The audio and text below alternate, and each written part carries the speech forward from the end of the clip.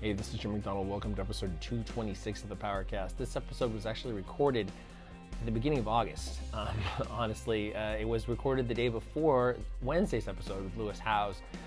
There's no connection. Just sometimes when we record these episodes, they will get kicked down the road a little bit because other episodes with sort of more current topics come up, and this one is fairly evergreen. It's not all that important when you listen to it. So we talked about seeing Joe Rogan. We talked about the fact that John Cena was a bit of an exhibitionist when Mark met him.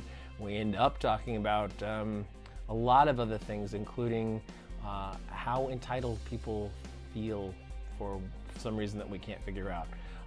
Anyway, like and share this episode. Also, if you're a fan of PowerCast number 107 or Matt Kroc or Janae Kroc, you want to check out transformerfilm.com documentary on Janae. We contributed footage from that episode to the movie. I have no idea whether it's in it or not, but check it out. It's a very compelling story.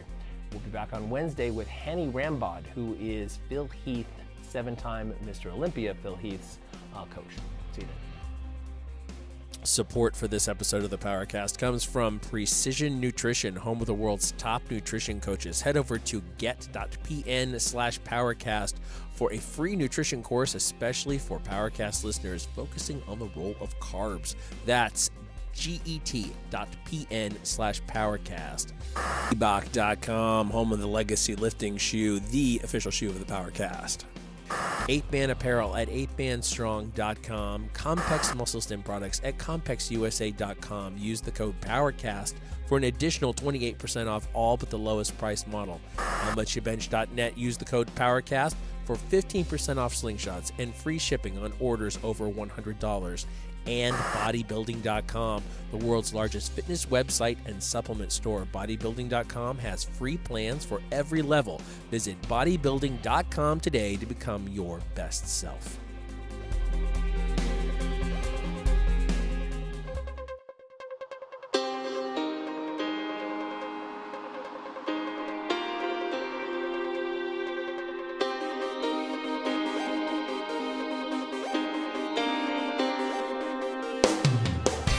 Recorded live in West Sacramento, California, this is Mark Bell's PowerCast.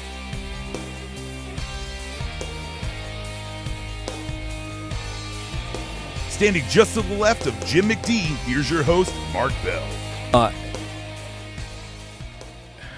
I tried to explain that is... I called him Big Gay Andrew, I think. Right, exactly. That's a very long tradition. Yeah.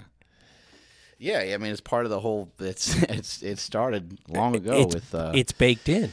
It started with Big Gay Will. Big Gay Will, yes, and then it trickled through John Cena, Big Gay John.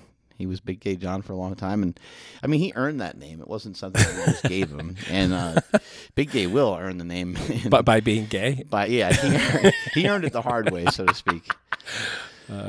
Cena, I think, was, I don't know. I can't say for sure, really, but he was pushing the envelope.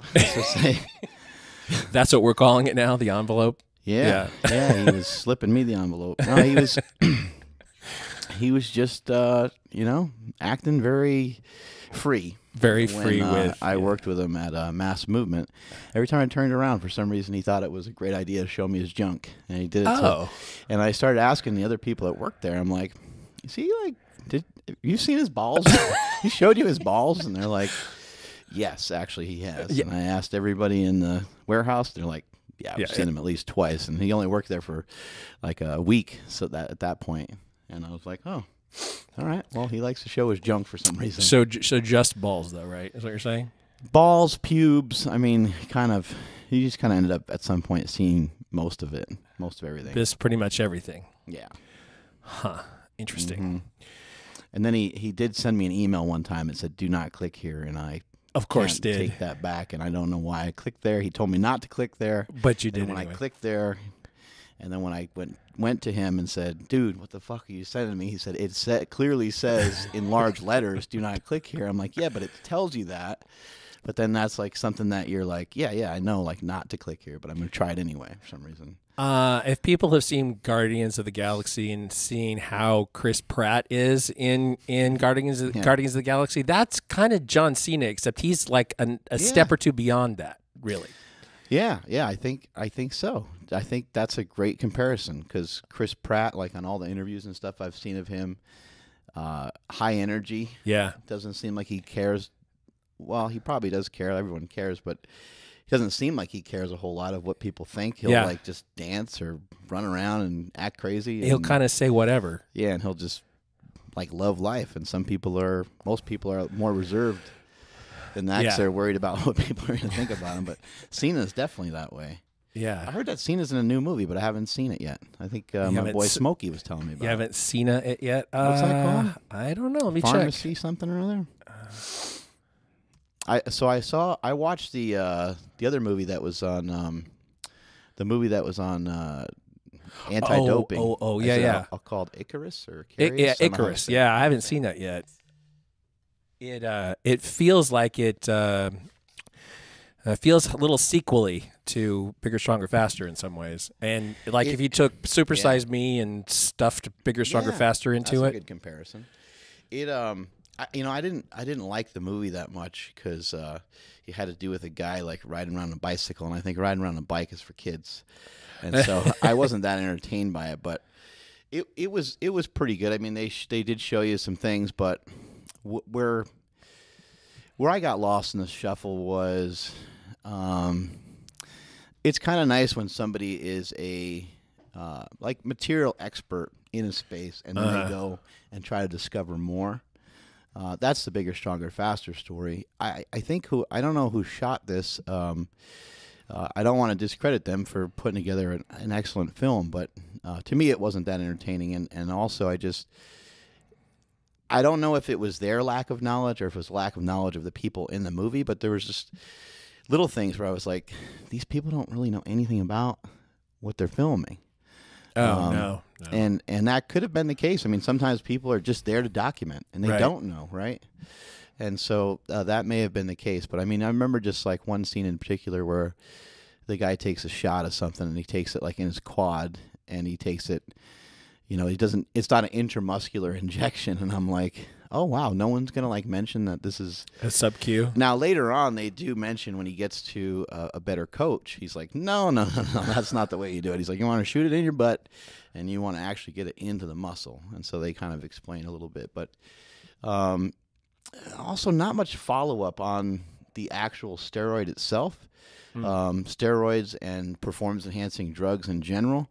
It goes off into this whole side story, which often happens with documentaries because something happens that takes you in a totally different direction. And so they end up following that story. But I was kind of left like, well, what's the deal? The guy does like a race clean, and he does one not clean, and then there was no like follow-up to that really ever. So I was just kind of like, I'm not sure where that leaves us. Interesting, and it doesn't end in a way that resolves that, huh?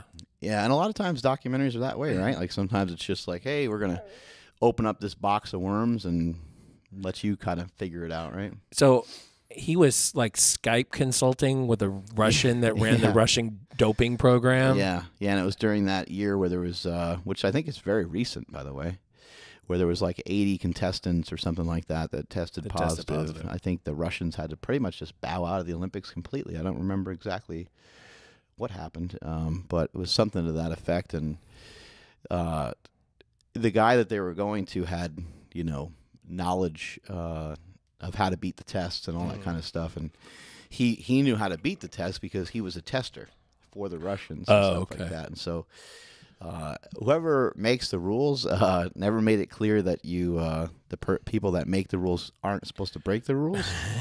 And they had that here in America too, because one of the American coaches was contemplating doing some of the same stuff, behaving the same way, and he ended up not going down that road because he was like, I might lose my job.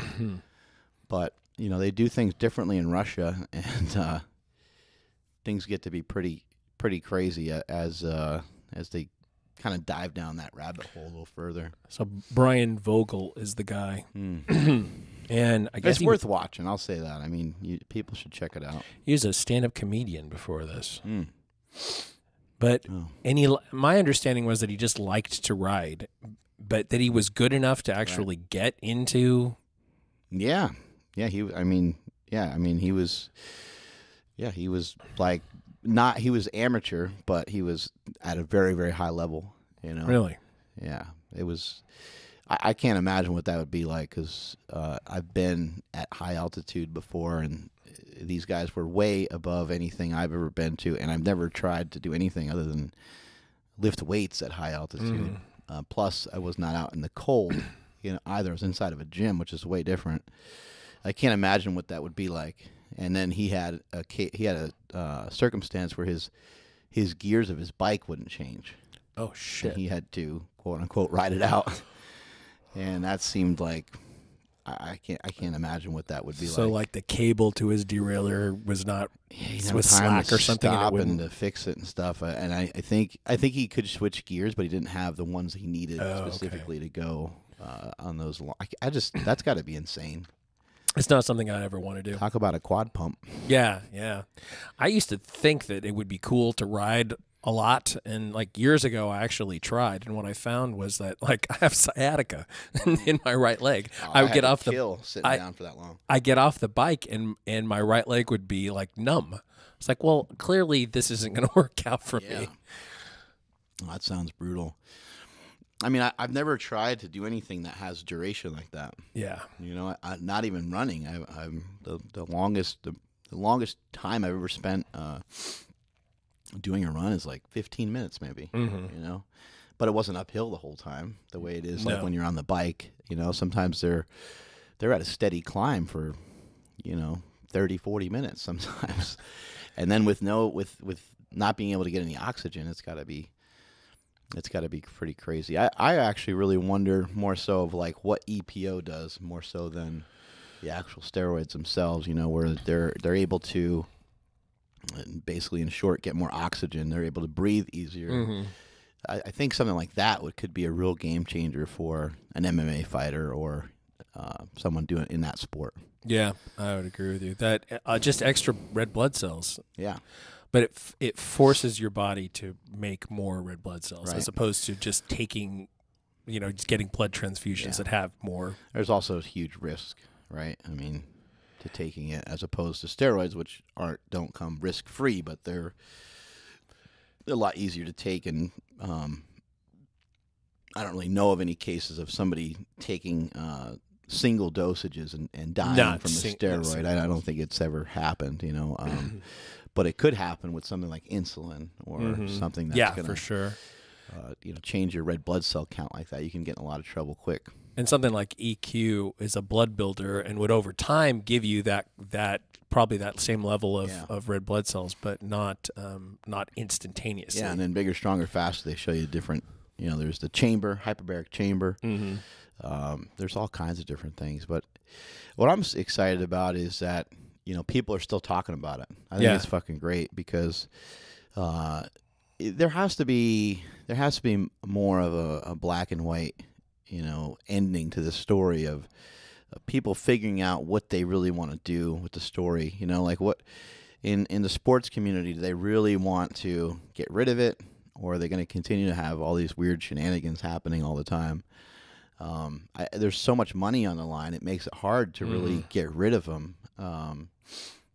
And that doesn't mean that you just make it a free-for-all either. So, I mean, I don't know what the real answer is to it, but you figure that somebody would have some sort of idea of a direction to go with it, you know? Yeah, and like the Olympics being the biggest platform every 4 years, and they're constantly fighting the performance-enhancing drugs issue.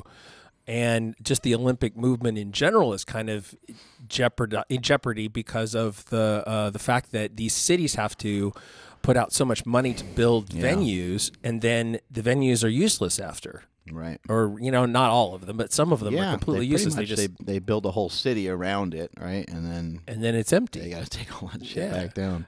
I think that's why it makes sense that L.A. got 2018, so we have a little bit of a wait for that one. Right. But they're using primarily existing facilities, and they've already hosted the Olympics a couple of times before, most recently in '84.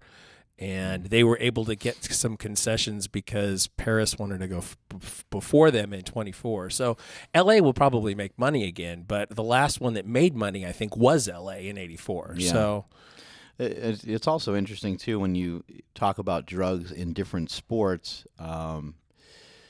There's the case of Adam Nelson, who for years he thought he was second place. Yeah. Through the shot put, he did the best he possibly could. I think he might have gotten even like a PR for him on that particular day. So he absolutely, he by all standards is a champion. But he got a silver. So that's not the way it works, right? You get a silver, and you're kind of not only are you second place, but you might consider yourself a loser because you failed at the mission of being first. Then he finds out 4 or 5 years later.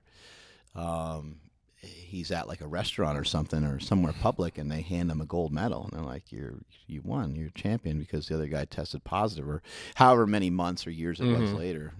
Matt Vincent told us this story recently, and man, like that's just one case, where somebody probably just beat somebody by a few inches, and that robbed an individual of a victory. But what if it robbed somebody of something much worse? What if somebody somebody tested positive for anabolics like they have in the UFC many times over? I believe Brock Lesnar, kind of the most recent. And what if he was just a little stronger, a little faster than the other guy, and what if he killed somebody? Yeah.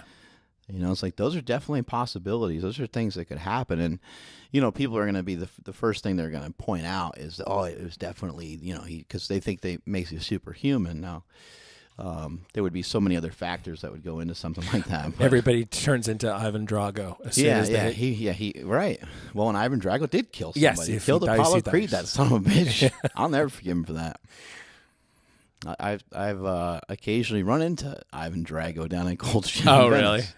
And he's a fucking scientist. I know.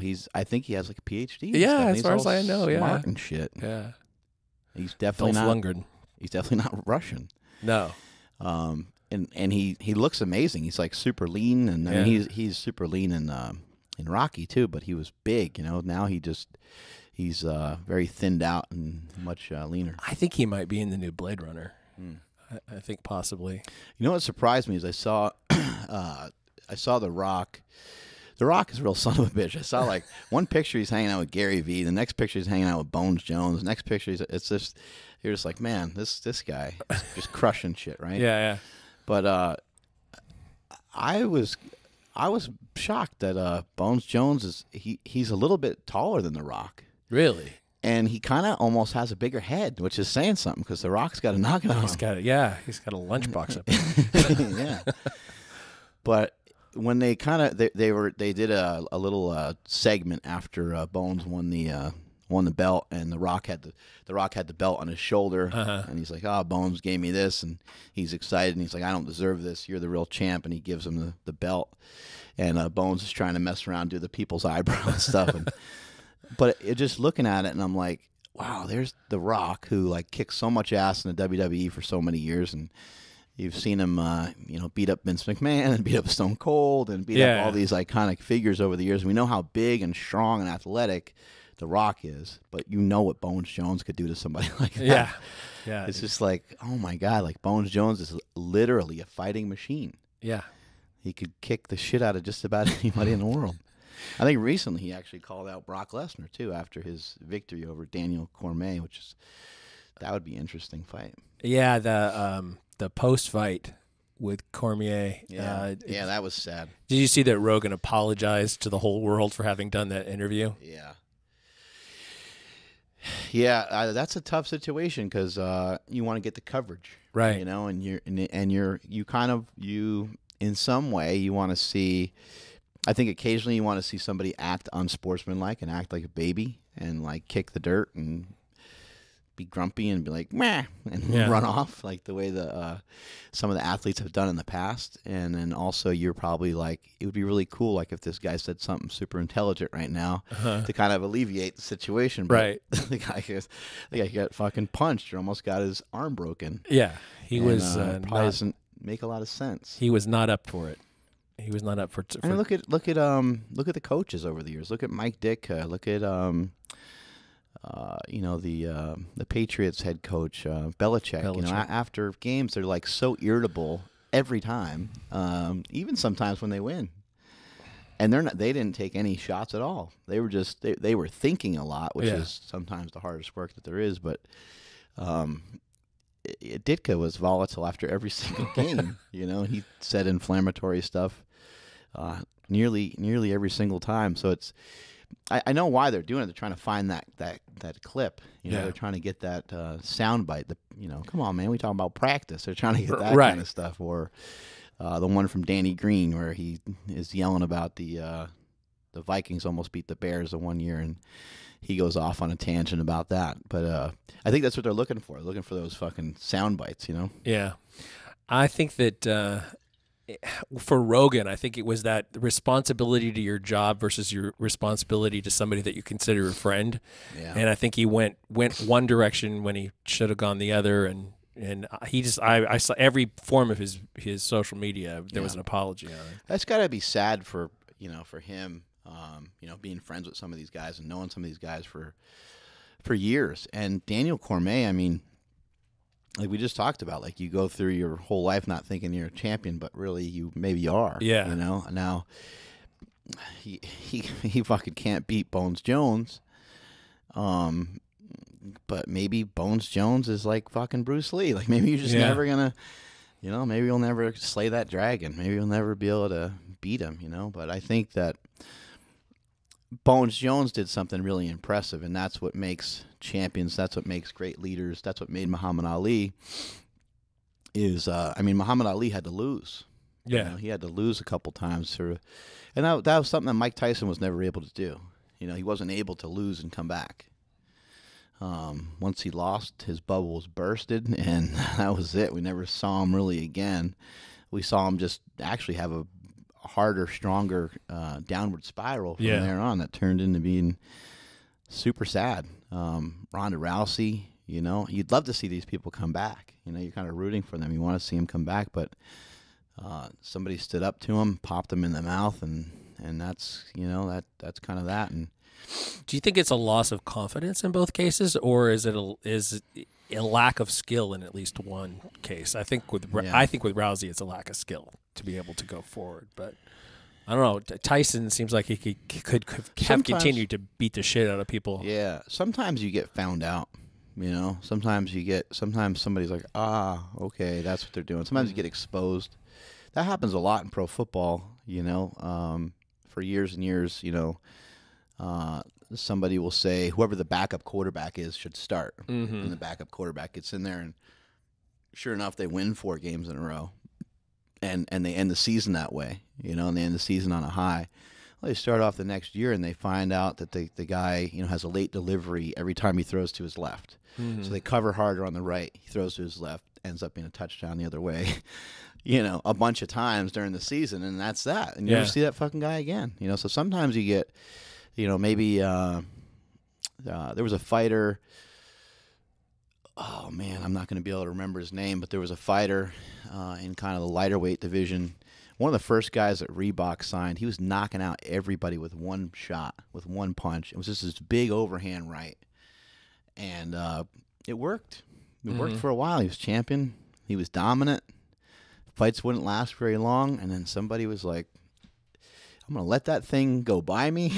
I'm going to step back. I'm going to matrix out of the way of it. Yeah, and I'm going to pop him. And then a couple other fighters, found out, hey, I'm going to use a jab and mess up his timing, and I'm going to try to frustrate him. So it's probably a combination of skill and just mental capacity. But I think with Bones Jones, you're dealing with something really horrifying, which is the fact that he has the skill set and he has the mind to get it done, because he's only fought one fight that I've ever seen where he was out of shape for it, and that was his first comeback fight, and that was kind of a struggle, but he still was very dominant. And the first time he fought Daniel Cormier, holy shit, did he dominate that fight. It was unbelievable. He absorbed whatever Daniel Cormier's skill set was and brought it to him tenfold. And I've never seen anything like that in any sport. I don't recall ever seeing that before. I'm like, oh my God, he like took his skills like in the ring. Like I don't know how he did it. Like it's a superhero power or something. And he just held Cormier up against the cage, and it was nuts. I was like, oh my God, that's Daniel Cormier's move being done to him. Like, what the hell is going on here? Must have studied a lot of film there. MMA is crazy. It's a fucking crazy sport. I remember when I was, back when I was wrestling years ago, we trained at this academy called the Raw Academy. Raw. Before Raw was Raw. That's right, ladies and gentlemen. I'm claiming that I invented Raw. No, it's the Raw Academy in El Segundo, California, which is where LAX is, basically. And I actually lived in the area for a little while, too. The Raw Training Center had MMA, and it had pro wrestling. And I actually wrestled Cena there a couple times. We did these matches there called light. It was called a light show, which is just like no real prep for it. It's going to happen maybe every Friday, maybe every other Friday, depending on who stuck around after practice for that day. And it was going to be kind of an impromptu thing. You weren't really sure who you were going to wrestle, and it was just a way to kind of like, prep you for getting out in front of people. And people would invite family, people would invite friends, and sometimes there'd be 300 people there, and sometimes there'd be like 8. So you didn't know what you're going to get, but it was great practice because you perform the same way no matter who's there or who's not there. You try to, give it your all no matter what. Mm-hmm. And I remember a lot of the people that stayed and would watch were the MMA guys. Frank Trigg was actually one of them. Frank Trigg was a really high-level MMA athlete, fought in the UFC, many title fights, wasn't able to capitalize on any of those title fights because at the time the champion in that weight class was just nobody could fuck with him. It was Matt Hughes, and he was too strong and just too good, and no one could do shit to him. But yeah, Frank and a bunch of other guys would stay there and they'd watch these matches, and then when we get done, they'd go, "Man, you motherfuckers are crazy." And I was like, "What?" I'm like, "No, this is like fun. Yeah. Like we're pretending to hit each other. It's great, Like, he's like, no. He's like, there's way more chance of getting killed doing what you're doing versus what we're doing. And he's like, at least we actually try to defend ourselves. He's like, oh, that's a point. Yeah. He's like, you guys are like opening yourselves up to get hit and stuff. And I'm like, well, I guess. And you have to cooperate with most of the big moves, right? I mean, they won't work unless you're doing your part. Yeah. I was like, no, I think you got it backwards. I think you're the crazy. But that's what makes people great is when they don't realize what the fuck's happening sometimes. You look at Jesse Norris was a great example of that. He came into super training and did that 725 or 750 squat for a double and a pair of knee sleeves weighing under 200 pounds. He just doesn't know any better. Yeah. He doesn't understand that that's supposed to hurt really bad. Yeah, exactly. Or you're not supposed to be able to make that, not supposed to make that work. Yeah, it's fucking crazy. That's just like kids. Before they understand how to be afraid, they accomplish a lot.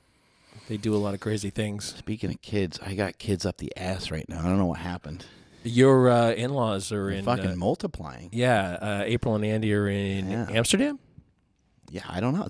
I think so. They just threw the kids out the door of the car, and they all I saw was smoke, and then I smelled like burning tire, and then a bunch of little kids appeared. It's been a lot of fun. My in-laws, my sister-in-law and brother-in-law, they went to Amsterdam. They're going a bunch of spots. I think they're ultimately going to Ireland. I think for several. You've been to Ireland before, right? Yeah. Yeah, I think they're going to Ireland for a little bit. They're making some pit stops, as many people do when they travel overseas. We have those little bastards until Thursday, I think, and then I think their other set of grandparents pick them up, I think.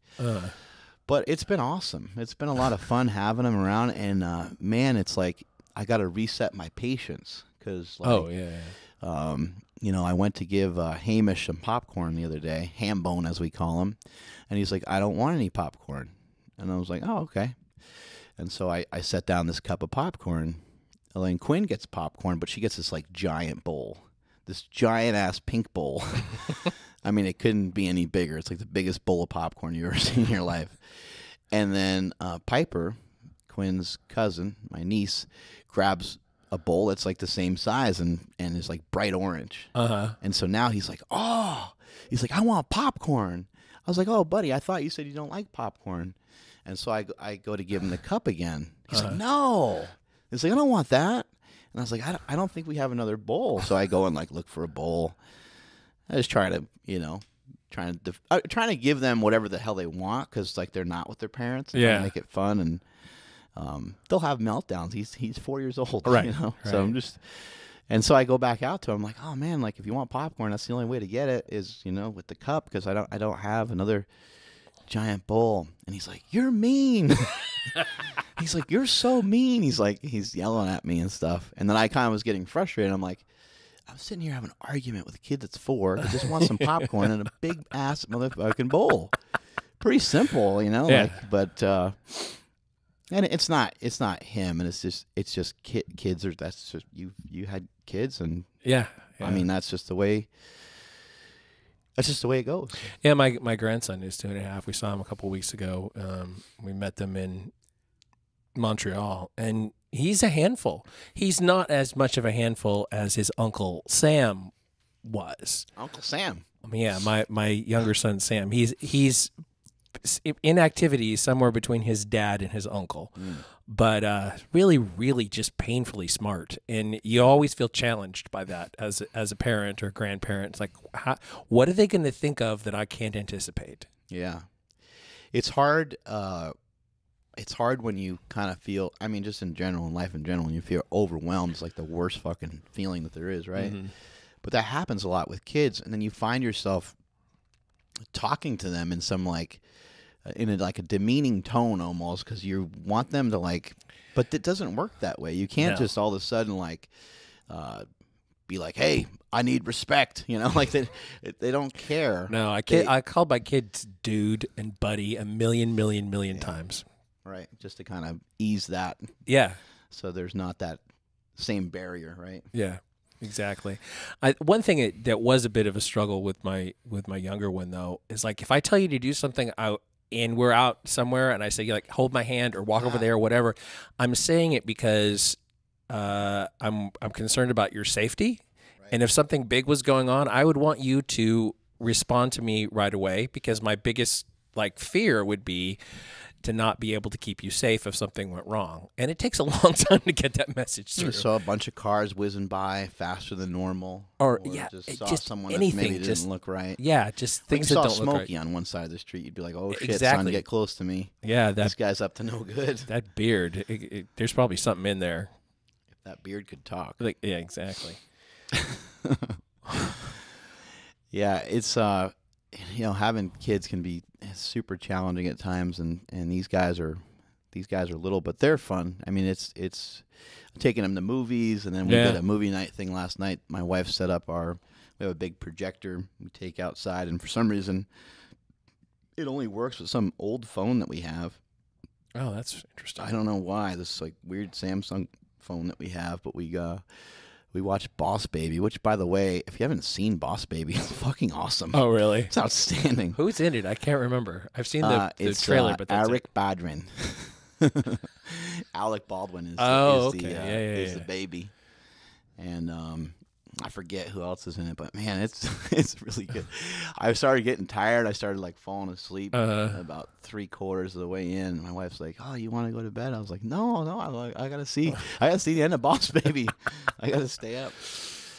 But it was a lot of fun. But I think the main thing with kids is what you're trying to do is you're trying to set them up so that they make good decisions when you're not around. Right. Right. Or when in the hands or in the eyes of other people, when they're at school or they're hanging out with grandma or grandpa, they are not going to act inappropriate. Mm-hmm. Whereas your kid might be stubborn, he might be rude to you and your wife or something like that here and there, and you're you're not gonna fight, over every little thing. Mm-hmm. You just pick and choose, right? And they get grumpy, and you do something for them this sucks or this is boring or whatever they're gonna do. They're gonna they're kids. They just fucking act different, right? Yeah. But I guess the fear is that they treat somebody else that way. That's what I always worry about. It's kind of the same thing you're saying, like when they're in a public setting, and then it just can be really frustrating in a public setting when they're not acting appropriate. You go out to dinner with some friends and they're just being a real pain in the balls, and it's just like, wow, this person thinks I have no control over my kid, and they're probably They're right. probably right. Yeah. And the worst is when you encounter adults who are like that. Yeah, who just don't have any control at all, and you wonder, do they have a mental problem? Do they have an emotional problem, or did no one ever just like teach them how to act? Well, it reflects back to the parents. I mean, remember, we've had some people make some powerful statements on this podcast before, and I'll never forget our boy, Real World Tactical, talking about, he's talking about these public shootings and these public things that have happened, and it's like, well, how increased law enforcement, better gun control, less gun control, new weapons, robots, and he was like, no, better parenting. People caring about their kids more and showing them that they care continuously. He's like, that'll lessen the statistics of maniacs that are fucking running around. Probably so. I mean, we all can't know, always control it all. Yeah. We all know that there are instances where you just can't. You do everything and it's not enough. But at the same time, being in touch with what's going on with them and being able to say, this isn't quite right. There's something extra going on here that isn't normal. That isn't, and finding a way to get help for that. Fucking kids give you the truth too. I was about to go into the shower, so I took my shirt off, and I had a couple other things to do before, but I spilled some shit on my shirt, so I took it off and I threw it in the laundry. I was about to go up my stairs into my room and take a shower, and then Lachlan's like, you got a lot of muscles on your back. I don't know. I was like, yeah. I was like, I work out all the time. And then Hambone's like, do you take your shirt off all the time? I was like, at this point, I feel pretty good. So you're right. You got me, And then they're trying to like flex and stuff. And they're trying to they're like, how do you get some big muscles? And I'm like, well, kids, there's this movie called Bigger, Stronger, Faster. When you're old enough, you can watch it. The whole Bell family's in it, so you'll recognize people that you. Yeah, they just crush you with the truth, though. My wife, they're fascinated, and you might remember this from your kids. They're real fascinated by like your age. Yeah, and they just think everybody's so old. Like if you're 20, you're fucking old. You're really old to them because they're, right now I have kids in the house from 4 to 13 is the oldest one. So even a Jake, someone who's 20 is pretty old. And you know this from having kids, go through their teenage years. What a huge difference from like 13 to like 15 or 13 to 16. The gap is just unbelievable, right? And so every year that passes on, it's like, they're always talking about how old everybody is all the time. And then they were asking us some questions. They have an idea of like how old their parents are and stuff, and they kind of know general numbers. Or you might forget a year or two here and there, but for the most part, they got it down. And so we were talking, and they said to my sister-in-law, they're like, Mom, how old are you again? And I think she's 38 or 39. They're like, Uncle Mark, how old are you? I was like, I'm 40. I'm going to be 41. They're like, man, you look way younger than our mom. She's like, I'm sitting right here. Oh, my God. Yeah, they crushed her, and they crushed Andy really bad, too. This is a great one. You can't ever ask kids. You can't ask them stuff. You got to tell them stuff. Right. That's just the way it works. And so they're talking about age because they're fascinated by it for whatever reason. And Hamish says to Andy, he says, how old are you? And she goes, well, how old do you think I am? And he just let her have it. Now, if he went really high with the age, like really high, then it would be obvious that like he just doesn't understand. Right. And if he went a little low, like that would probably be complimentary. Yeah. But he said 50. Oh. which is Ouch. just, And which she's is just 41. Yeah, she's 41, which is just, you should have seen her face. It was so funny. She started chasing them around and stuff. And I was like, uh-oh. But yeah, I was like, that is so now we say that all the time. I'm always talking about her being 50. Just like she said in Bigger, Stronger, Faster that you're 6 feet if you're lucky. I know. Stuck to me forever. I'm definitely way below 6 feet by now. I think I'm 5'10". Oh, really? I think I really shrunk. I yeah. don't have any idea, but I'm about to find out. I'm doing some, I'm in the process of losing some weight, like permanent. Losing some weight off your feet. Well, yeah, losing some weight off my feet, exactly. But I'm going to do like the DEXA scan, Mm-hmm. and that there's a lot of measurement that goes into that. So maybe I'll find out how. Where are you going to get that done? UC Davis. Oh, okay. UC sports medicine. It's actually in my hood. You know that deli that's in my neighborhood. Ooh. Yes, it's across the They street. do body fat testing at that They deli? do body. Well, they should. Yeah. No, but just right across Andrew the and street. I went to that deli. That deli's fantastic. Yeah. I didn't Meatballs realize and all that stuff. it feels like a big city deli. Well, there's another one in San Francisco, and it's like a clone of the one in San Francisco. Oh. That's why it's like that. Yeah, that place is good. They're supposed to be able to tell you where your fat is. Son of a bitch. Somebody. I'm losing it. Somebody that we interact with quite a bit has access to something like that for free, I think. Really? Fuck. I don't know. Somebody listening to there's probably nobody listening to this, but if there is somebody listening, It's just the two of us, probably not. But. Yeah. I think, when it comes to body fat testing, I think it's more important than people may think. It can be kind of a pain in the ass to try to get a good reading, try to figure out, there's many different ways of doing it. There's the caliper test. I think where people got a little jaded and where things may have kind of gone wrong with body fat testing in general was your trainer, your personal trainer, your coach or whoever you got, like they want to see you do better. And so I think, a lot of times fudge a little bit. Yeah. You may have lost, 4 pounds. And so then I think they're just trying to earn their money, make it appear that way. Right. Part of it for me is that I just like my dad was a type 2 diabetic. DEXA scan's supposed to be really good. Yeah, right? DEXA scan's supposed to be really good. And I was going to actually go to San Francisco. There's a DEXA place in San Francisco. So you're trying to figure out where you have most of your body fat. Cause on you it's kind of hard to tell because you have like kind of a distended abdomen, right? So you have. I don't know how much of that is organ and how much of it is fat. Yeah, or muscle from squatting heavy and stuff. Yeah.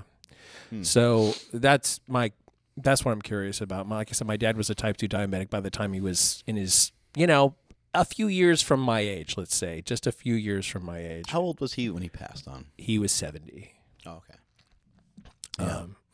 And I don't want to end up in that position. Yeah. And really, when I started powerlifting, I knew I was going to have to gain weight, and that the whole idea bugged me because I'm already like an abdomen forward guy. Yeah. I got a little bit of a sway back, and my gut sticks out, and if I gain weight, I just know it's all going to go there, and of course it has. Right. So trying to take that down, kind of regardless of whatever scale weight I end up at. Yeah. It just, I want to make sure that I'm reducing that visceral fat, the fat that seems to affect diabetes and heart disease to a certain degree the most. Yeah, and again, being around so many kids the last couple of days, you really see that sugar impulse. You get happy and so excited about even just soda. Yeah. They're through the roof about soda, and I'm like, man, I never give a fuck about soda, but because my mom and dad were both very heavy growing up, we didn't have soda. We had other stuff around, but if we did, it was always diet because my parents, I think they just, which is a principle that I still think is important, is like just there's probably really not a lot of great reasons for your calories to come from liquid. For liquids, It's just, I don't know. Some people might really enjoy it, but I don't think it's as good as like an In-N-Out cheeseburger. Yeah. I'd rather spend my calories somewhere else, I guess, is the main point of that. And then plus it's just straight sugar. Yeah. Pizza or ice cream, at least there's some fat to kind of slow down some of the absorption of some of that, and but anyway, I think getting your body fat tested is a good way to kind of see, where you're at, and then you can kind of see if you're actually losing fat. But with the kids in the house, them being so excited about sugar, took them to the movies the other day. They grabbed these 2 giant bags of candy, and I'm like, why the fuck do they even why is this even here? Yeah. I mean, I know why it's there, but like, it's just such a large serving of sugar. I think like one bag, I just calculated it real quick. It was like 240 grams of not even just carbohydrates, but just sugar. And I'm like, wow, like you would think that a kid would fucking die from that. Like that's a the human body can take on quite a few things, but I think a lot of times people just are like, it's just a kid, not a big deal. But I think everything's a big deal. I don't think you need to be a nutcase about it. But what I did is I ended up just getting 2 cups, and I got them a Coke Zero. I know some people go nuts about the whatever the hell's in Coke Zero. But I'll get to my main point in a second. I took 2 cups and just, poured out some of the candy into the 2 cups and gave it to the 2 little guys. And then I gave Jake some just so he consumed some of the calories as well. Right. And they were fine. Like, they bitched about it. They bitched about it, but they were fine. And then with the diet soda, they're like, oh, our mom said diet soda is bad. And like, okay, well, I don't know. Like, I don't know. I don't know what's good and bad. In those terms, I don't even know if like sugar may not necessarily be bad, but I know that people are addicted to it. And then what I do know is that being fat is not healthy. And so I would just say whatever ways that you can figure out how to be less fat, those are going to be, those are going to improve your markers of health every single time when you're able to figure out ways of losing body fat. Yeah, I just for the hell of it bought a glucometer to test blood glucose, just because like I said, family history and knowing that I'm carrying a lot of weight in my ticking away. Abdomen. Yeah, and it was fine. But how do you feel? I feel okay in general. Like you've been working out a little bit more and stuff. You feel? I feel pretty good. I'm still sleeping like shit though, and I mean the only really excellent sleep that I've had lately was when we were in Montreal and we were walking like 15 miles a day. I was just so exhausted I would crap out. And the way it is, I'm tired at night, but if I were to go to bed at when I actually get sleepy at like 10 o'clock or whatever, I'd be awake at 4:30. Yeah, and I'm not that old. Yeah, might need a ritual. I've heard a lot of people talk about that, but maybe if you're able to go for a 10 or 15 minute walk at night, maybe that would help a little bit. Yeah, I have done that too. I've been just doing a ton of hard to time, and you're not sure if you're going to like go for a walk and then be like less comfortable because maybe you got hot or whatever, or just you're not really sure how you react to it. But I think for most people, I think a walk and a shower would probably help a lot. Just kind of. I think as a kid, I mean, I don't know what goes on in every household, but I think most children bathe at night, and I think that always triggered like brush your teeth, pajamas, bedtime kind of thing. And so maybe something like that could help some people.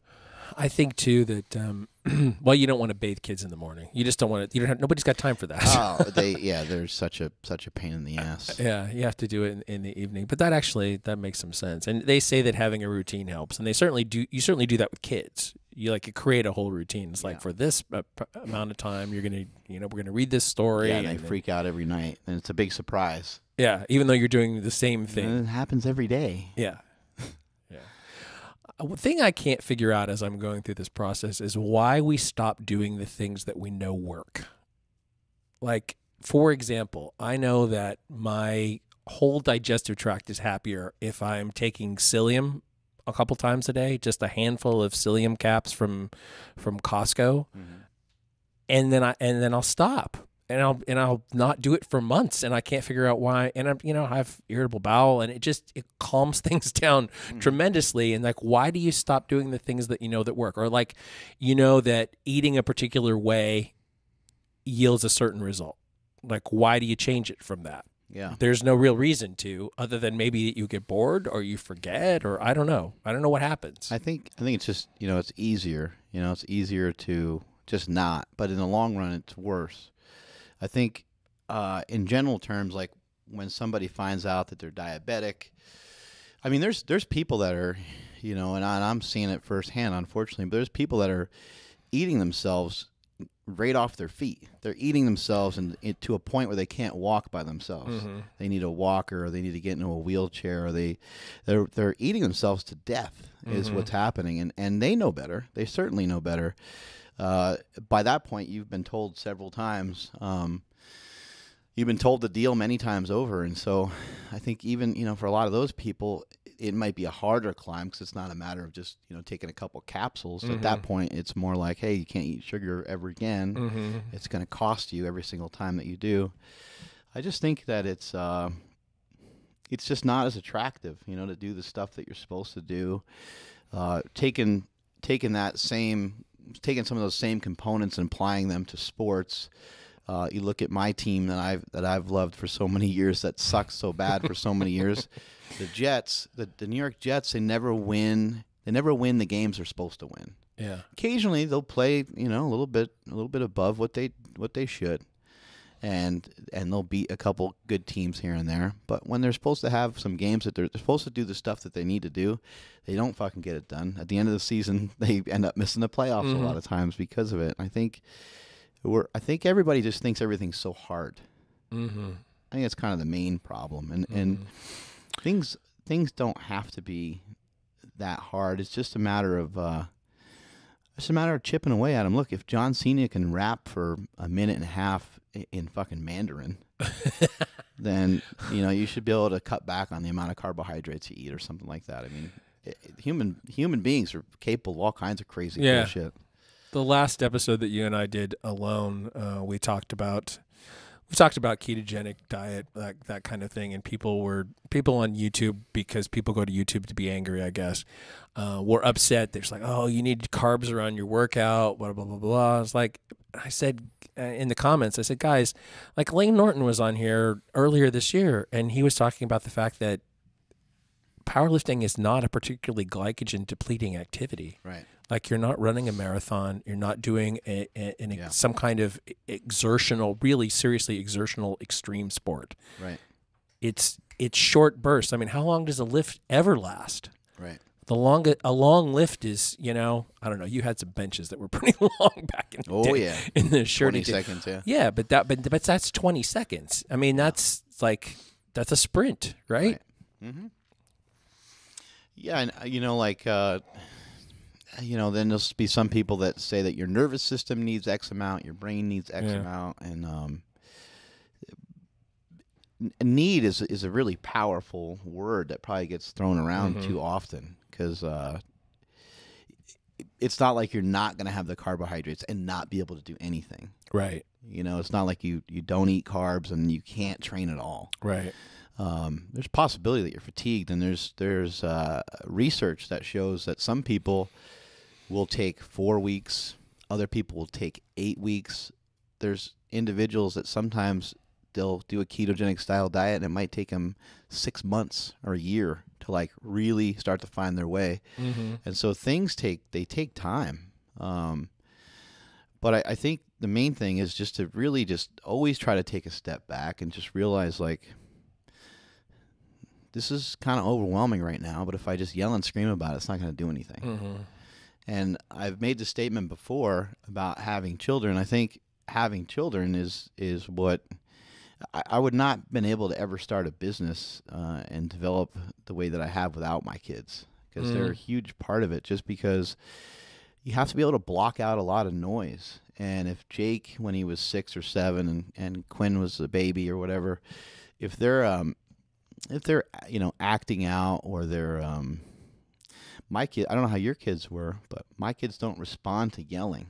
Occasionally, when they were really young, you know, like if their finger was going, you know, into an electrical socket, maybe I could yell and they could stop them, you know. But as they got a little older, it seemed to just have a really negative impact on Jake. Not like he would go and like run it. Like Quinn would be upset, you know, if I had to yell at her. She'd be emotional.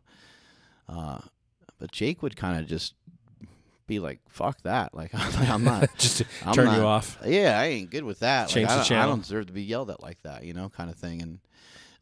it teaches you it teaches you a lot of patience, but what it taught me the most is to stop for a second and think about what's the best way I can communicate this right now. Mm-hmm. Do I just attack him because he did something crazy and stupid that I don't like? Or would it make more sense to maybe even tomorrow morning or the next day, or just let some fucking time go by and let me think about what happened a little bit? Like one time he like kicked Quinn in the face, and it just boom, like holy fuck, like I just wanted to like rip the door off my fucking house, you know, like because I was just they're kids, though, you know, so I grabbed him by his shirt and I said, "Get upstairs," and just I was really happy that I didn't like lose it any further than that. And so he went upstairs, and then I talked to him about it later. But it's such a better form of communication to let yourself get calm, let some fucking time go by, and then communicate what it is that you need to communicate and have a bigger discussion about it. Even if the kid's 8 or 4, you know, it doesn't matter what age they are. That's really what kids ultimately are looking for. I used to ask him when he would do something stupid. Same with Quinn. And he would do something, you know, where I was like, fuck, why did they do that? I would say, what do you need? I'm in front of you right now. You have all the time in the world. Is there something wrong? Is there something that you need? How can I help? Rather than, you little motherfucker, you know what I mean? Which is what I want to say. Right. But it taught me a different form of communication and just a different thought process. And so rather than being bombarded with, oh my God, what am I going to do for a workout today? Or what the fuck should I eat? Should I do bodybuilding diet? Should I do low carb? This person's saying I need carbs. This person's saying I don't need them. I don't know what the fuck to do. And then you get, analysis paralysis, and you don't fucking do anything because you thought about it too much rather than actually just acting on stuff. And so you need to just, slow down when you're moving fast, I guess. Yeah. And just be accurate and precise with every step you take. I think that with the diet thing and with the workout thing, all these things, people are not comfortable just experimenting, just taking a thing and and sticking with it for a period of time, and then assessing their results and deciding what to do next, take a different approach, whatever. And I firmly believe that some people just won't on their own figure it out. Listening to Dorian Yates on that was great on Rogan, he said everybody has a coach these days, so nobody actually knows what they're supposed to do. Yeah, they just know what they're told to do. It's like, that's kind of scary. I mean, coaching, that's another issue. That can be fine, and some people absolutely need it. But he was like, I just wanted to understand all of these factors myself, make these decisions myself, and if I make a mistake, it's on me. Yeah. The Russians, had all this shit figured out back when they used to test whether it was more important to drink 8 ounces of milk before a workout or 8 ounces of milk after a workout, and it meant their job. They were going to get fired if they didn't have. If they weren't keeping an accurate record of every single fucking thing that happened, the sets, the reps, what the people ate, what they drank, what's the most optimal fucking thing to do. And what they learned was that, there was some principles that had to be applied to training. And one of the principles, which no one ever talks about, is the principle of awareness. Why the fuck am I supposed to be doing this? What is this for? Why am I doing 4 sets of 4 instead of 4 sets of 15? Why? What's the point? Or why do you want me to do a tempo squat or a pause at the bottom? What if you tell someone to do a pause squat, and the whole reason for the pause squat is to get rid of them dipping and doing a kind of a dive bomb, getting a stretch reflex. But really, when they go to do their pause squats, they don't know why you asked them to do pause squats. They just go ahead and do them. They pause at the bottom for 2 seconds, and after they pause at the bottom, they drop down further and do the same goddamn rebound that they were going to do before. So if you don't know, kind of why you're doing something, or from another perspective, that's something else I've been trying to do. I mean, just being, I hate using the word, but like being a boss, being in charge of other people and being in charge of this company, I try to rather than somebody says something and maybe it hits me the wrong way, or who knows, maybe I'm fucking grumpy for the day. I'm not gonna be happy every day, right? Rather than like think about that in any sort of negative way, it's like, well, I wonder how they feel. I wonder what their vantage point is. Wonder why they thought that or why they said that. And then I try to think about it a little bit more, and I'm like, okay, if I was them and I was doing some of the things I'm asking them to do, how would I feel about some of those? It doesn't take long to do it. I think everybody's scared that everything has to happen so fast. That doesn't take that much extra time, The internet has us all living in dog years. Oh, man. I know. Everything happens so quickly online. There's so much reaction that's so fast. Like, it used to be that if something happened in a meet, you wouldn't find out about it for a bit, and then you wouldn't see it for a couple of days. Right. And then, live streams, a lot of them were shitty, and you could see, and people would find out, but you wouldn't know the precision of the detail of what happened, what it really looked like, especially in the multiply era, because the first question is, well, was it deep? Was it clean? Was it a clean? Must have been lift? a high squat. The guy broke a world record. Right. Now that stuff is so instantaneous. It's shocking, really, and there can be a whole controversy going on about a particular lift or a decision in a meet. Not even before the meet is over, but before the flight is over. People want to see a video of it right away. Yeah. If there's a photo of it, then people really lose their mind. It's like, where's the video? Yeah. Where's the video? People are flipping out, and then the video's never good enough. They want to see a better angle. They want to really know the details about it. But I think a big mistake that we all make, and I'm definitely totally guilty of this, is just thinking that other people really care. They just don't care that much. Like they're gonna care for the swipe that they do, for the second they maybe read your thing. You post something about some car that you like or some baseball game that you went to. People are like, cool, like, bam, they're on the next person. Yeah, they're on to the next one, and they're gonna totally forget a lot of the stuff that you post unless something really hits them hard. So I think, a big mistake for most of us is just thinking that people even give a fuck. They really don't care that much. And we base so much of what we do on what we think other people are going to say or do. Like, oh man, I don't want to talk about the keto diet because a bunch of people jump down my throat, so I'm not going to talk about it as much, And that's what happens sometimes to people. What if we said that about the videos that we make, that we've been making for the last 11 years? Right.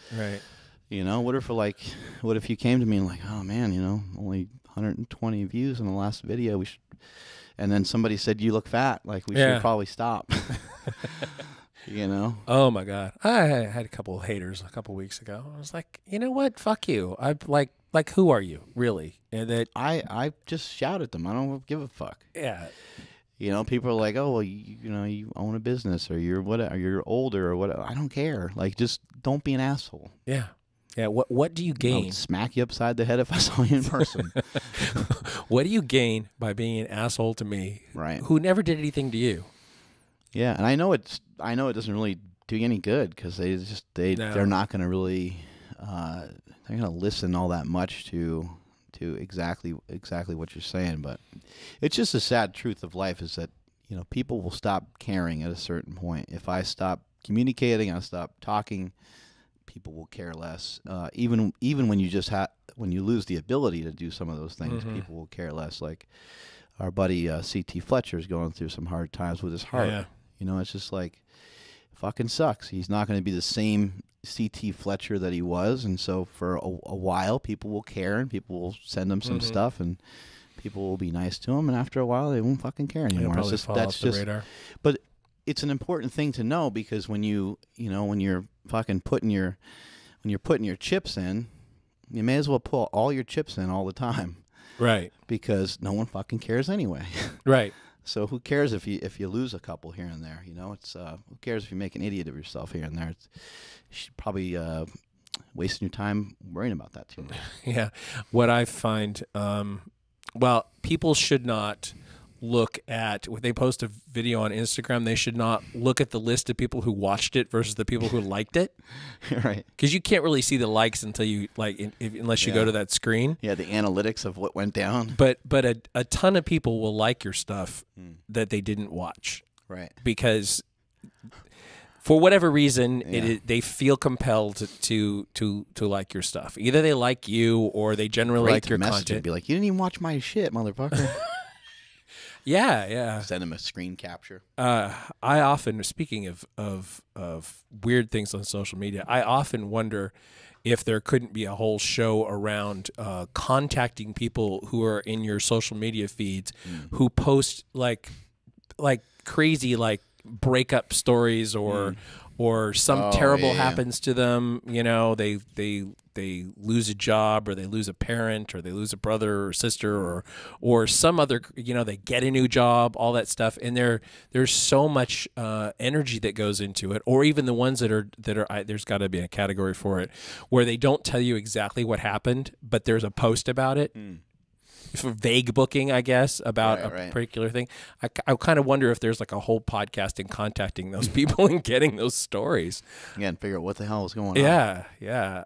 And sometimes they're so sad when people lose, a parent or a brother or sister or a good friend or whatever. I hurt for those people every time.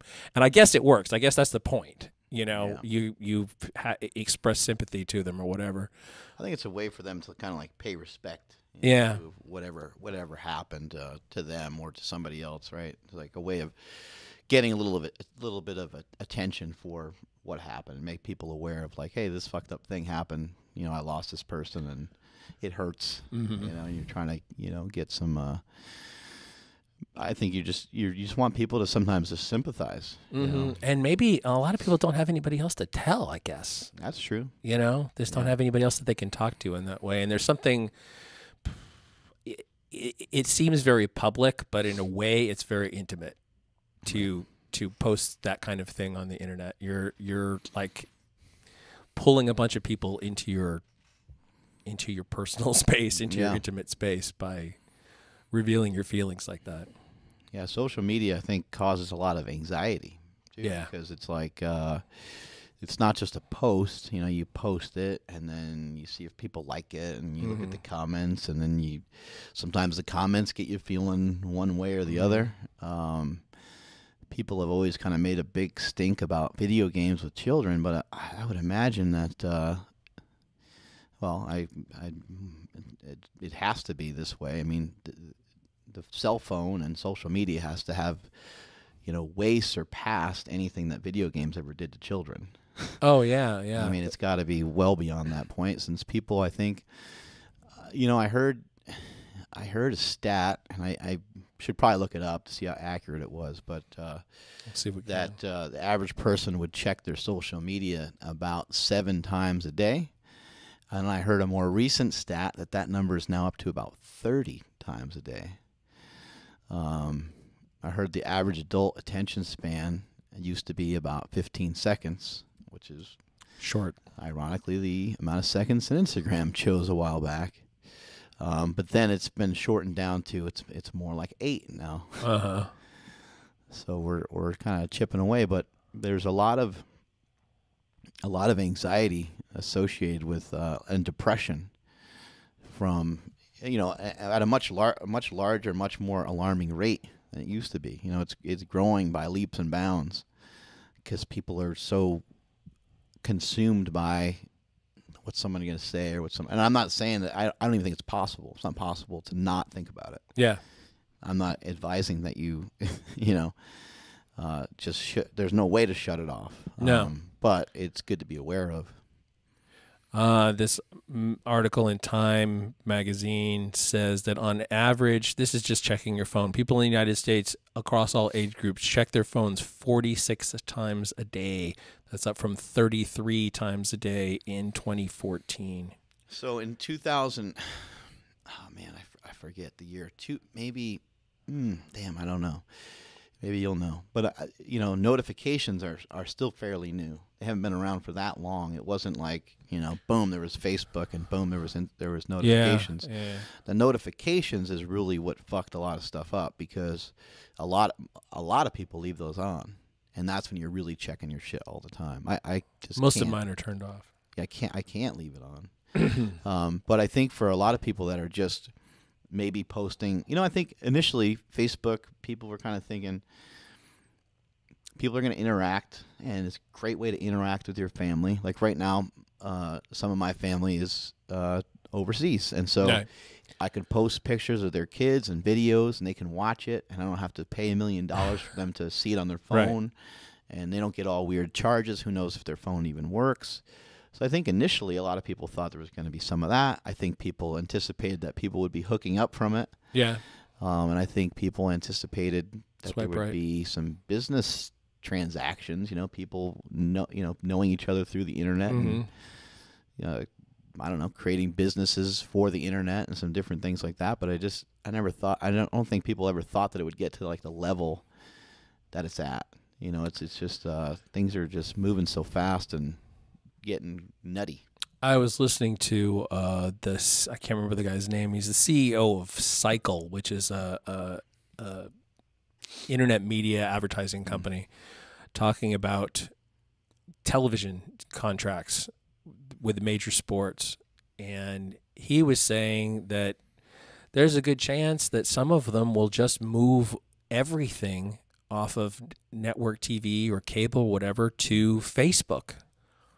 Like, because I wasn't aware of this, but apparently Facebook's getting into some crazy shit. The pay-per-view model is starting to age out. Like pay-per-view revenues are falling, which I wasn't aware of that. That's probably why that Conor McGregor Mayweather fight even came together, because it was pretty much a surefire pay-per-view winner. Right. But some of these what are they talking about? Like if wrestling went to Facebook, they would have a bigger audience immediately. It's crazy. Because they're on cable channels. Right. And not everybody has cable anymore. Potentially they'd have a bigger audience. They'd potentially have a bigger audience. Yeah. And you know, someday maybe baseball, I don't know. You know, Twitter is using some of television, that now. Yeah, it costs so much money. I mean, there's a lot of things going against it, right? I think that I think it's definitely possible that websites as we know it will not even exist. Like it's not going to be long before all kinds of weird technology that we get totally 100% used to and comfortable with will be gone. Amazon, you know, like with my business, you know, half of my business is from vendors, and the other half is, and it, you know, when I started, it was 100% me, and then it was like 90%, and then it was this, and it was that, and then we sell a fuckload of stuff through Amazon, and now there's Amazon Canada, there's Amazon Australia, there's Amazon, you know, there's Amazon for every goddamn country. It would make sense for when most little people start up a company, it would make probably the most sense for them just to be like, I'm just going to absorb the blow from Amazon and let them handle it all. Yeah. There's even ways to not have any inventory and have them handle literally everything. Yeah. Which is do you put insane. your stuff in their warehouses that way, or do you? I don't know how we do it, because we have somebody else that that does the stuff for us. So I don't exactly know how it works. That's creamed Superman here with my laptop. Yeah, cream pied him. I'll take care of his ass, literally. Literally. Anyway, I don't even know what we were talking about. I don't know either. We could probably call this one to a close here, unless we have anything like major that needs to be said. Yeah. So, couple things before we jet on out of here.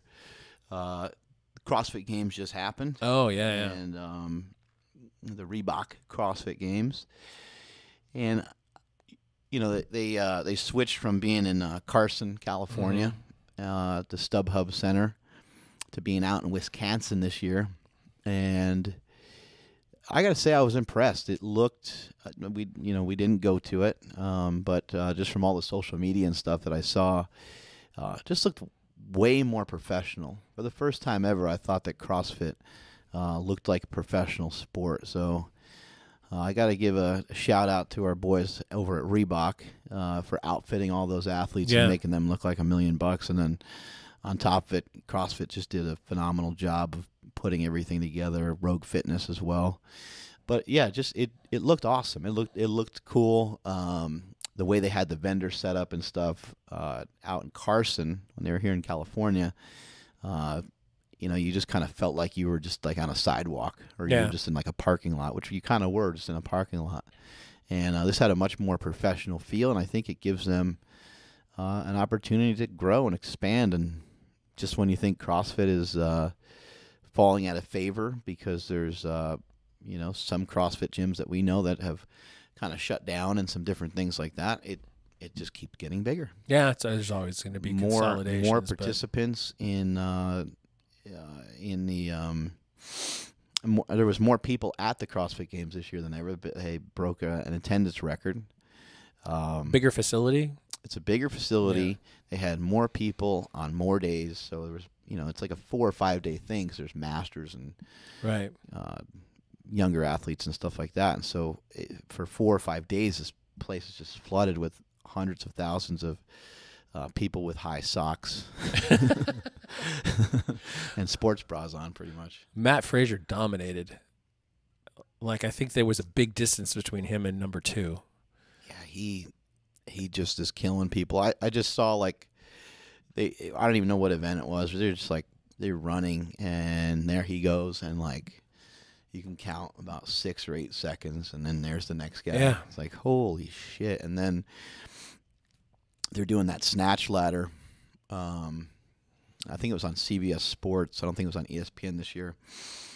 But they're doing that snatch ladder, and he's just like, when he's running back to the pull-up bar, I can't remember if they were doing a kipping pull-up or what they were doing. But when he was running back to that, he would always see the other guys heading towards the barbell. He was like, a couple barbells ahead of them. And then the way that he handled those weights just did it so easy, 350-pound clean. I don't know. He's just on another level. I don't know how the fuck he's doing it. It's unbelievable. And then Tia Claire. Yeah, she was second place 2 years in a row. Yeah. And then this year she was able to win, and the waterworks started when she won. She just started balling, and that was pretty cool. The women are always, to me, they're always, even though Matt Fraser is a nutcase, and some of our friends too, Ben Smith and a lot of the other guys, but the women are always the ones that shock me. It just strength level, the muscularity, the guy, like Matt Fraser is impressive, but he's also he has kind of an average-ish frame. Like he might be a little bit heavier than your average male, or maybe lighter. I don't even know what the average guy weighs, but he's like 5'8", right, 5'7". Yeah, and he's like 190. Yeah, so it's like just a lot of people are that size. Yeah, it's not like you're running into Shaquille O'Neal or Brian Shaw or some majorly enormous athlete, or like a LeBron James or something crazy. So a lot of times the guys, in a t-shirt, they don't really look all that impressive. Yeah, they don't look crazy. Yeah. Obviously with their shirts off and stuff, they're very lean and stuff. But the women, they got veins running through their forearms and stuff, and they don't look like other women at all. They got hamstrings and quads and calves and butts on them like you wouldn't imagine. All kinds of stuff going on. But yeah, it was cool to see. It was good to watch from afar this year. Maybe next year I'll get a chance to go out and check it out. Are they in the same place next year? Yep. I think they have like a 3-year thingy.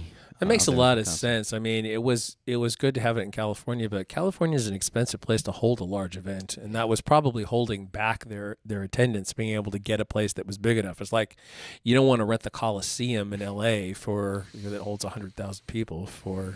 Yeah, it'd be way too.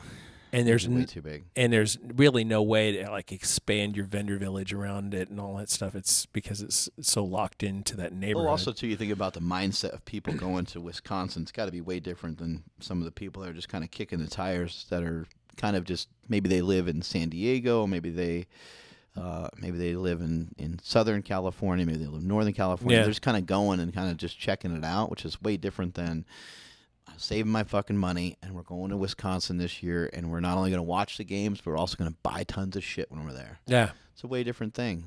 Same with Arnold Classic being in Columbus, you know. So it's that's the difference between the Arnold and between the Olympia. Mm-hmm. Oh fuck! There's some bodybuilding thing going on. Maybe I'll go to it. And they come and check it out, and they're like, "What's the slingshot do?" Yeah. Meanwhile, exactly. when we go to Columbus, people are like, "I need a slingshot. Right. I want the red one. I need an extra large." They know exactly what they want. They know what they're just going there.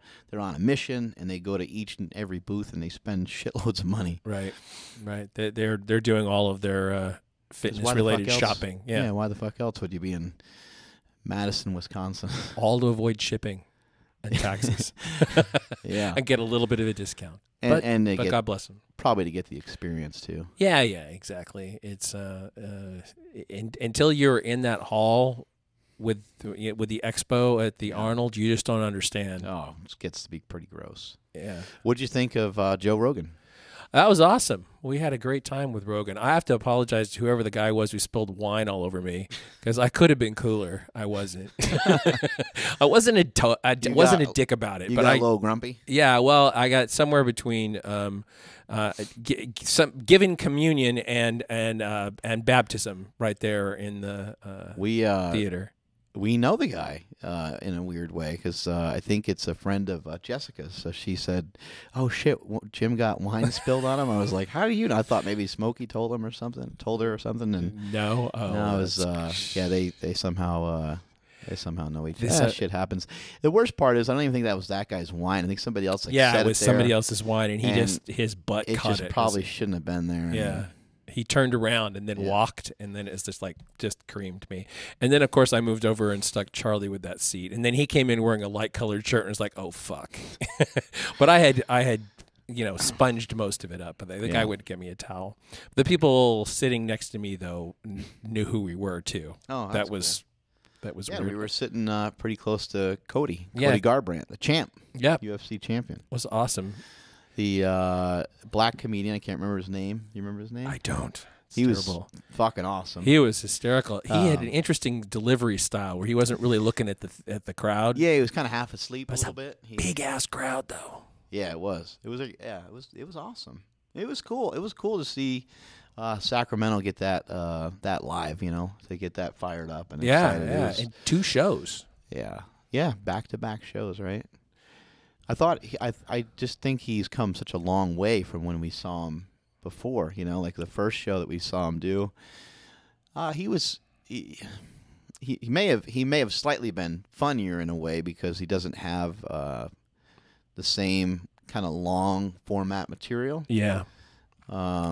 It was almost more like jokes. Yeah.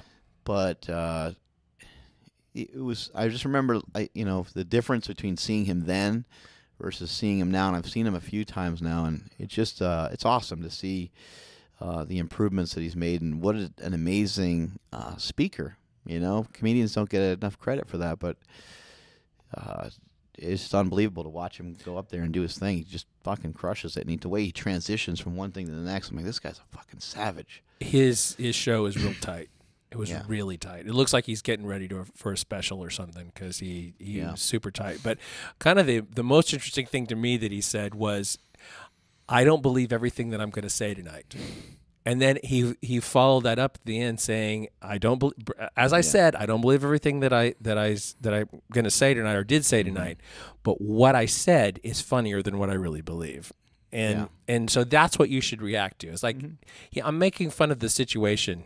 Yeah. I'm not, this isn't all my personal belief. And his physical comedy was the best I've ever seen it. Oh. That bit with early on when he was being a dog, and it was so perfect. Yeah, he turned into whatever character he was talking about. And the facial expressions and stuff. I mean, that kind of thing you only get from A, being on stage, and B, rubbing elbows with the best. There's no other way to learn that. Spending so much time. He should definitely do some kind of motion capture character in some animated thing because he'd be killer. Yeah. At this point. He's amazing because a lot of his show is he's not really going crazy. You know, he's not Joey Diaz. You know, he's not like, it's not that animated the whole time. But when he does get animated, he kicks it up a notch. And then even his own kind of like laughter and stuff that he does after the joke kind of makes the joke funnier. And some of the shit that he says and some of the shit the other guy said, just it takes a minute to kind of sink in. But I thought it was really funny when he talked about the Constitution, and he talked about the guys coming from, you know, the guys going into the future. And they come around and they're like, the guys are like, all right, so it's 2017, like, you know, fucking what do we got? What have you guys been working on? It's like, we haven't changed anything. What the fuck? I wrote that shit with a feather. Yeah. I thought that was unbelievable. I was like, oh my God. Like, yeah, like that is fucking insane. We haven't changed anything. You know, the times were so different. Yeah, it's like just nuts. I mean, I do know that things change, but it's fucking funny bit. To try to stuff our world, the square peg of our world, into the round hole of the Constitution as it was written over 200 years ago is a problem. Ian Edwards was the other guy. I hate to not give him his props. He was great. Shout out to Ian Edwards. Yeah, he was fucking funny. He was hysterical. You know, he didn't go into it this time, but he talked about similar stuff. I've seen him before, and he talked about you know, women and how women are just they're just on task all the time because they're worried about everybody wants to fuck them all the time. And I thought that was hilarious. But last time he talked about this time he talked a little bit about women loving gay men and babies. Right. And then he talked about some of the only women that you're ever going to meet that are cool, that are chill, are grandmas, because they know that nobody wants to fuck them anymore. Oh yeah. He's like they're a lot more relaxed. Yeah, absolutely. He's like they've been around it. They've seen it all. It's all, you know, dicks have come at them in every different way, every different direction. And they're used to it now. They know how to defend it. They know when a full court press is coming. Yeah. You know what to expect. He was really funny. And the bit he did about carrots, too. As soon as I got home, I ate a carrot. Talked about how carrots make your dick bigger. There you go, yeah. I think the funny thing, what's so great about these guys and their stories is they just put that little twist on it that puts it in your head. It takes you into whatever it is they're talking about. So when he was talking about the carrot, he was saying that that's something his mom told him. Right. He's like, my mom told me this, my mom told me that, and he went through 4 or 5 different things. And he's like, yeah, she was kind of fucked up. And the last thing he says, my mom told me if I eat my carrots, my dick will get bigger. Right, yeah. I'll make your dick bigger. He's like, still to this day, I'm chewing on my carrots. Bottom line is that if Rogan is anywhere near you, you should go see him. If you're trying to decide whether a ticket's going to be worth it, it's worth it. The thing about him too is I was actually looking at podcast traffic stats, and we know he's had some big months this year, and it's up and down, but he's in the top 10 or 15 of all podcasts every month. Yeah, I mean, including NPR shows and much better funded, I guess, productions. And incredibly well known. He is the most popular comedian in podcasting, and he didn't used to be. Mm-hmm. It used to be Corolla. He's probably the most popular comedian, period. And I think a lot of people for a long time didn't even really realize he was a comedian. Yeah. And he was a comedian for a decade and nobody knew he was a comedian. Yeah, and a lot of people only knew him through Fear Factor, or they only knew him through the UFC and didn't understand. But I remember watching him on News Radio. I loved that show. I'm inspired by him, by all the different things that he's able to do. You know, he's like talking about bow hunting, and then he's podcasting, and then he's doing the stand-up comedy stuff. Plus, he has children and a wife, and he's like it's a fitness supplement company. He's part owner of Onnit. I'm sure he's probably owner of a bunch of 15 other things that we don't know anything about. He has a T-shirt company for the fuck of it. It has since the beginning. Yeah, it's fucking awesome. He has a bunch of doing jiu-jitsu and fucking lifting and running. You know, he seems like he kind of just like he's like, hey, like whatever comes to me today, I'm gonna go fucking do it. Yeah, I mean, in his only sponsor used to be a sex toy, and now he's got tons of sponsors. I didn't know that. Oh yeah, it was what's the Fleshlight? Fleshlight, yes. He was sponsored by Fleshlight that was his like first sponsor and his only sponsor for the first few years. I remember listening to those ads. It's like the last podcast he just had with Dominic D'Agostino. Yeah, it was fucking awesome. I haven't listened to It's that all yet. About keto, so all you people that hate keto, go listen to it.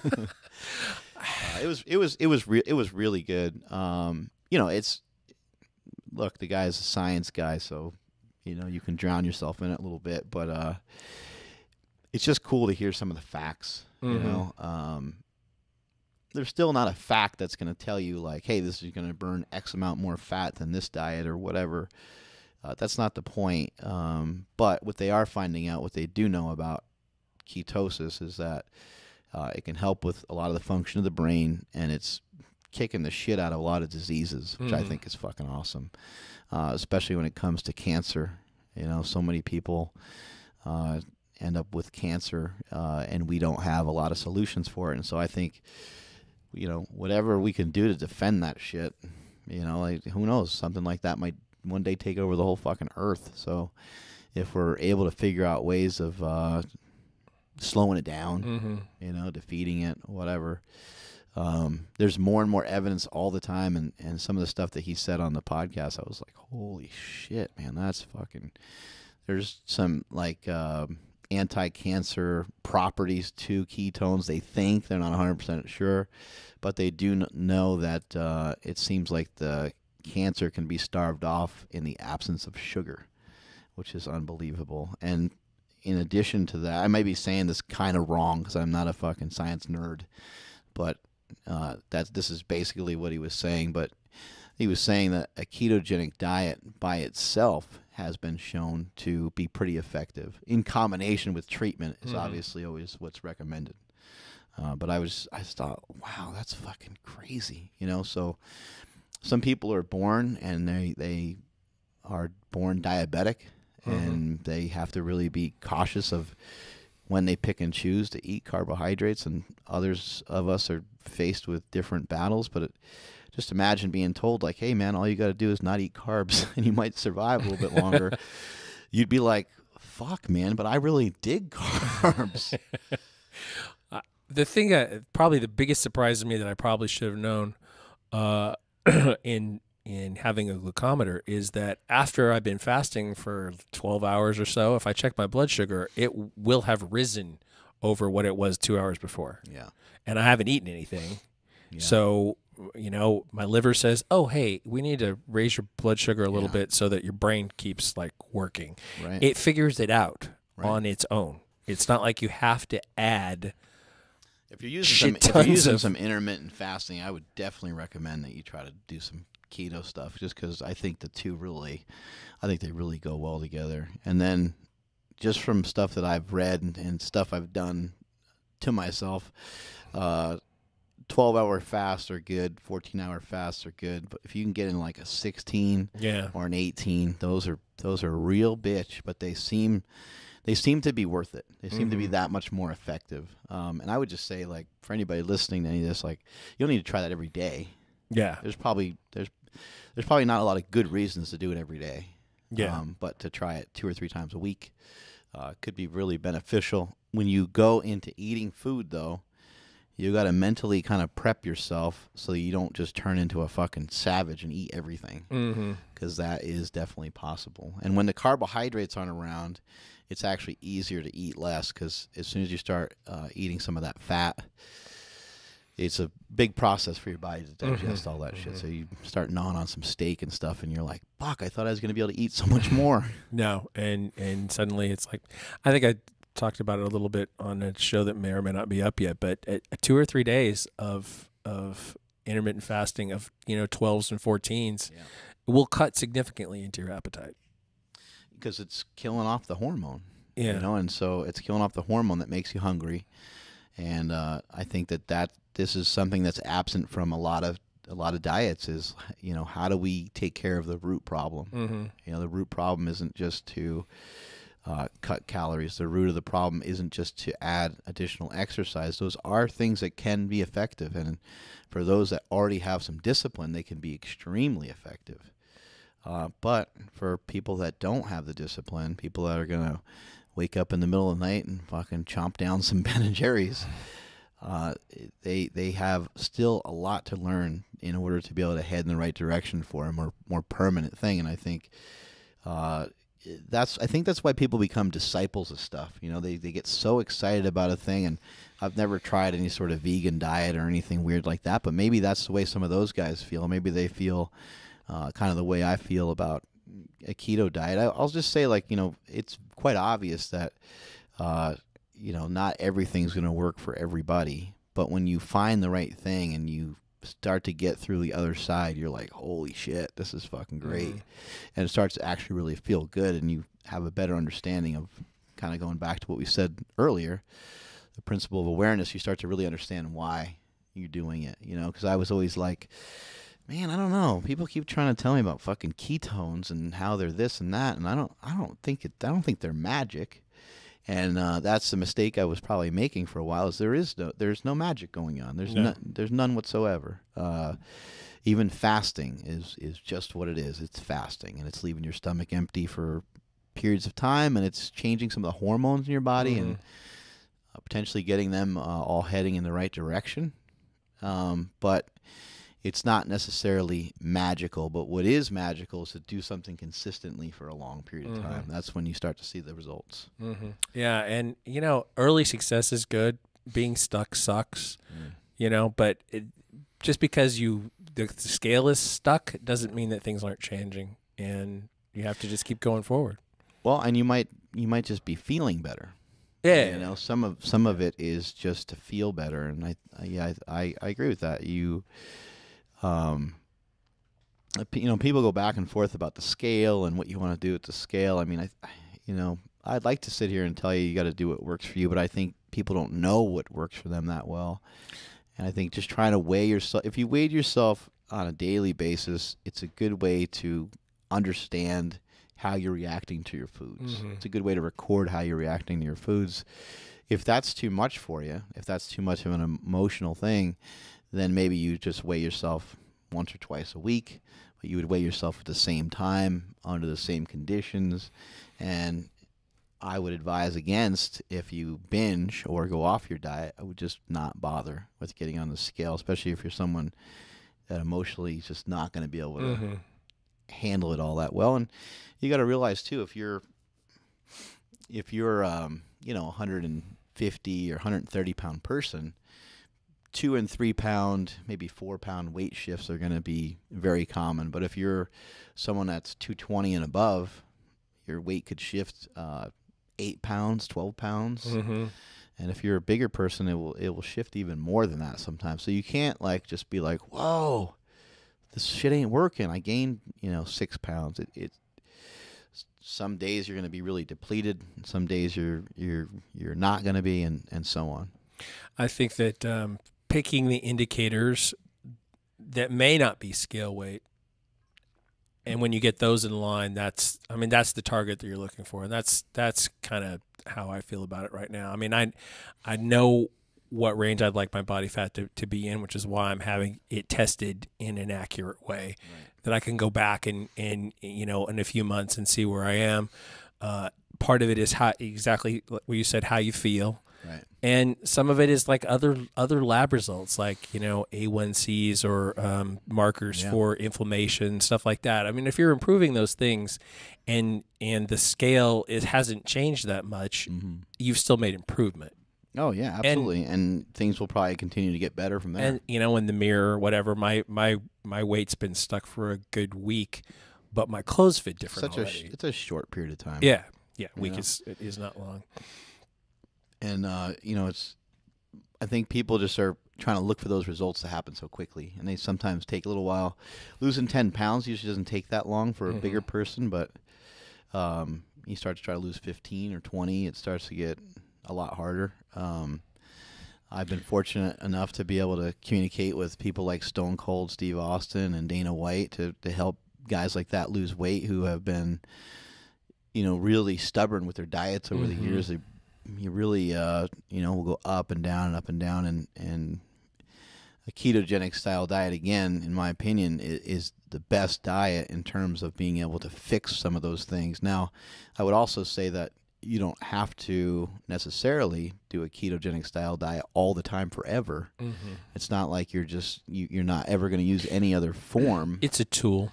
It can be a tool. I mean, and if you can do it for a month or 2 months and drop some weight, you could probably go back into eating a more well-balanced diet for a little while, and then you could probably bring it back in. You can shift it around. I think a lot of people just think that because you're not eating carbs, that all of a sudden when you do eat them, something crazy is going to happen. Well, something crazy will happen if you go back to being the fat fuck that you were in the first place. That's really when the problems start to happen. So if you're going to go and try to bring in some carbohydrates, maybe it's something where you're like, okay, I'm just going to have them after training sessions, or I'm going to allow myself to have 100 grams of carbs, or whatever it may be. But you got to just try to pick something and try to stick with it for a long period of time. Before we close this one out, I'm of the opinion, people say that they go on a ketogenic diet and then they feel like shit, they can't think clearly, their mind's fuzzy and all that stuff. I think that is, some of that at least, is like a self-fulfilling prophecy. They know what happens to some people, so they become convinced it's happening to them. So a little bit of a hysterical reaction, and not based in reality. Yeah, they want that result, so they can say like that they can't do it. There's also too there's kind of that I tried that mentality. Like if you said, hey, Mark, I know you seem to have trouble reading, but have you ever really tried to read every day for like 6 months? And I'd be like, yeah, I tried that. When I really didn't try it, I'm just kind of like dismissing it. And I, full well that the more time that you put into something, the better results you're going to get. Right. And so I think it's just, it's just I just think you always just want to be aware of what you're doing. If you're going to kind of be that person that says, I tried that. When you say that in your head and you shout that out to somebody, have that be a little bit of a red flag and say, you know what? I should at least halfway listen to them. There's some truth to what they're saying. Yeah. The other thing is a kind of corollary to what I said before about my blood sugar rising after 12 hours, which is a normal reaction of 12 hours of fasting. When I have tested it when I was really hungry, just starving, thinking it would be low, and it never has been. Not one time has it been low when I feel hungry. My blood sugar's low. Yeah, it's not. It's not. Probably most people, that's the situation they're in. Your body regulates itself. It's human nature. We all want compassion for every little thing that happens. How's your day? It was crazy. Yeah. Like, really, what happened?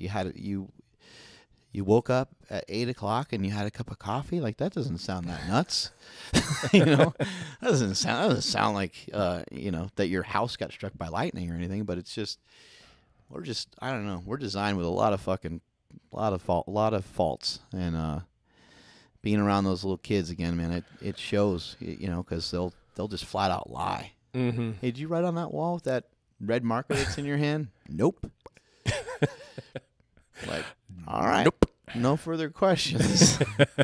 You little lying bastard. I mean, it's just, I don't know why. We're designed that way. We're designed to look for the easy way. We're a bunch of lying, selfish motherfuckers. It feels terrible to take responsibility for something until you have and it's over. But yeah, what if somebody said, "Hey, did you draw on that wall?" And they said, "Nope," and said, "That's the most beautiful drawing I've ever seen in my life." Oh, yeah. Oh, maybe it was. Yeah, I did do maybe it. I would take credit for it. All right, I think that's all the time we got for today. Multiply your hustle, multiply your muscle. May all your shits be tapered. I'm at MarkSmellyBell on Instagram and Twitter. Later. Shout out to our sponsors, 8 Man Strong Apparel at 8manstrong.com, bodybuilding.com for all of your supplement needs, Compex USA for cutting-edge muscle stim machines. Get 28% additional off with code PowerCast. Reebok.com, the home of the legacy lifting shoe. Increase your bench press at howmuchyourbench.net. And Power, the only strength magazine available in both digital and print at thepowermagazine.com. Precision Nutrition. Get the free course, especially for our listeners, at get.pn/PowerCast. That's get.pn/PowerCast. I'm the Jim McD on all the social medias, which basically means Twitter, Instagram, a little bit of Facebook. Follow the show on Instagram. We are at Mark Bill's PowerCast. Leave us a comment, you bitches. Yeah, absolutely.